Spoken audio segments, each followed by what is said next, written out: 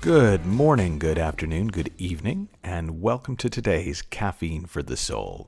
In these few podcasts we're doing this week, we're talking about fear, and today we're actually talking about fearlessness. And I love the notion of fearlessness because most of the time when people talk about fear, they talk about it in the context of courage. And I think of courage as sort of the muscle in us that allows us to act in the face of fear, as you know, the feel the fear and do it anyway muscle. But fearlessness is just a way of talking about what it feels like to have freedom of mind, just to be free in our thinking without fear in there. And what I want to suggest is that that's actually more the norm than the exception for most people, even when they think of themselves as fearful. I remember I first really clocked this. I was being interviewed for a magazine in Brazil when Inside Out Revolution came out in Portuguese. And the interviewer expressed her absolute certainty that fearlessness was not her default. And I asked her if she was afraid of cheese. And she laughed and she said, "No, I am not afraid of cheese." And I then went on to list a whole bunch of things that I was pretty sure she wouldn't be afraid of. Like, are you afraid of paper? Are you afraid of bits of metal? Are you afraid of raspberries? Are you afraid of clouds? Are you afraid? So anyways, we found there were plenty of things that she literally had no fear around. She didn't need courage because she wasn't scared. Now, I also shared stories about how I used to treat people for fear. I mentioned in the last podcast the person who had the phobia of Jell-O. I've worked with people who have fear of roads, fear of bridges, fear of spiders, fear of public speaking, fear of poverty, fear of failure, fear of loss. And my point was that the fear response is built into the system. But it's not our default. It's an early warning system designed to alert us to clear and present danger. And what that response gets linked to over time is surprisingly arbitrary, and it's surprisingly irrelevant to what it takes to live a wonderful life. And there was a movie a while back.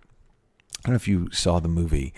It was called After Earth, and I didn't love the movie. If I'm being honest, it was a Will Smith movie, but I loved the trailer because in the trailer they just put this one quote from the movie. And it said, "Fear is not real. It is a product of thoughts you create. Do not misunderstand me.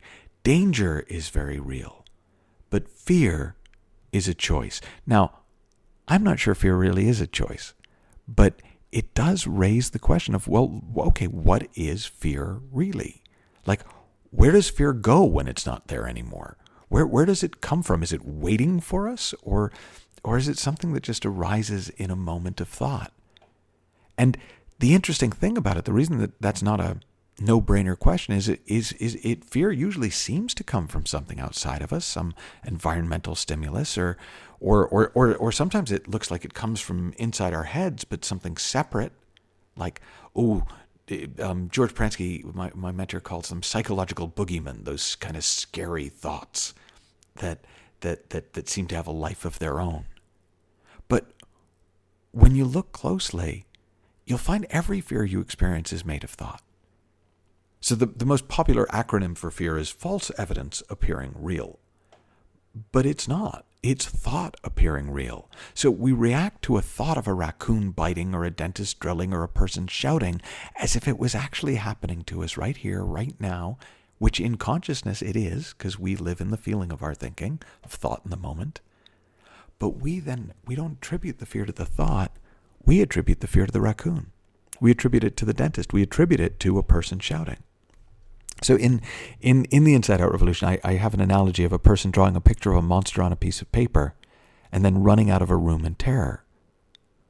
Well, the moment that the person sees the monster is just a drawing and can't hurt it, the fear's gone, and you're back to your natural fearlessness. It would be like waking up from a nightmare. So at one moment, you're totally engrossed in fighting off vampire zombies, and the next, your eyes are open, the vampire zombies are gone.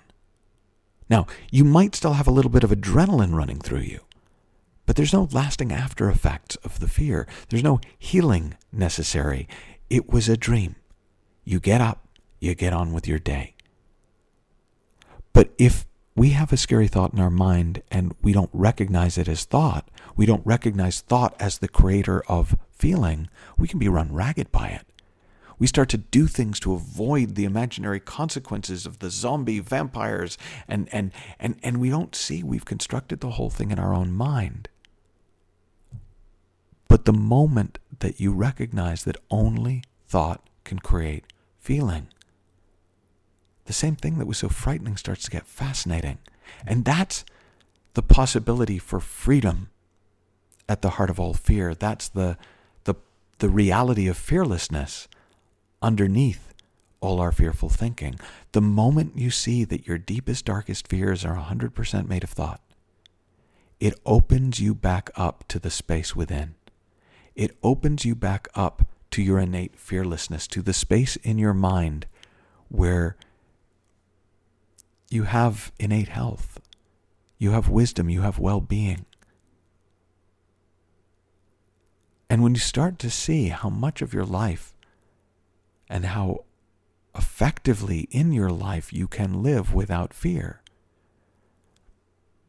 then you just naturally incline towards living fearlessly more of the time. So is fear really a choice, like it said in the trailer to the Will Smith movie? I mean, look, in those moments where I recognize, absolutely can see thought as the source of my fear, I understand we could kind of make the argument that, well, I'm choosing whether or not to indulge in those thoughts.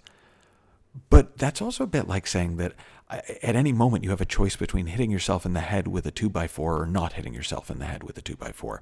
Like, when you're aware that that's where your headache is coming from, you're just not that likely to choose to keep doing it. And when you see that that's all fear is, thought in the moment, I don't have to really choose to not think it, because there's no way that I ever would. So here's the good news. Since we can at least intellectually recognize that the source of all fear is thought, we don't have to make a big deal out of being afraid. And when we don't make a big deal out of it, we start to notice that it comes and goes of its own accord. And that underneath it, there's a sense of freedom. There's a sense of well-being, and we can call it fearlessness, but that's a bit like calling yourself a non-smoker if you've never smoked. Like, fear has nothing to do with it.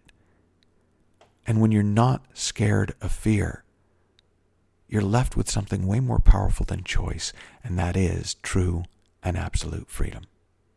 For now, have fun, learn heaps, enjoy your innate freedom, or innate fearlessness if you prefer, and we'll pick up with this next time.